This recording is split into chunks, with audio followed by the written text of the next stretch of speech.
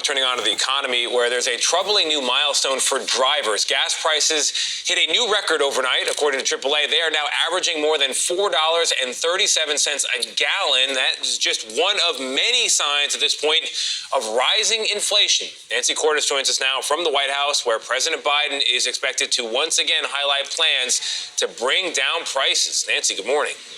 Good morning, Tony. Yeah, this has basically become a weekly endeavor at this point. The president trying to explain to the American people what he's doing to attempt to bring down costs for working families. Polls show he's got some work to do on that front, but he's going to argue today that the Republicans who want to control Congress would do less.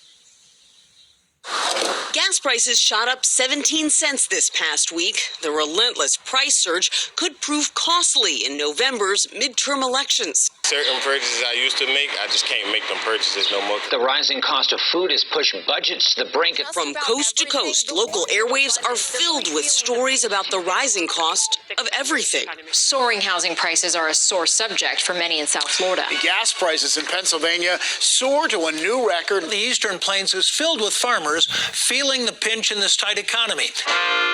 The issue is now dominating President Biden's agenda. My top priority is fighting inflation and lowering prices for families. The president is taking some action, releasing 1 million barrels per day from the Strategic Petroleum Reserve to bring down gas prices, asking Congress to pass clean energy and vehicle tax credits, and boosting the fuel economy standards for cars and trucks. The typical American is spending $100 more a month on gasoline now than they were a year ago.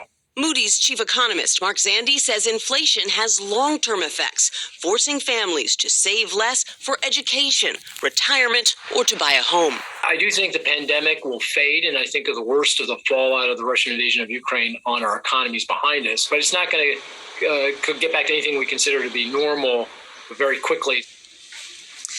This has already become a top campaign issue. We are seeing ads about inflation in loads of congressional races across the country. That's why so many politicos are going to be watching when new numbers are released tomorrow that economists predict could indicate a slight slowing of inflation in the past month. Nate?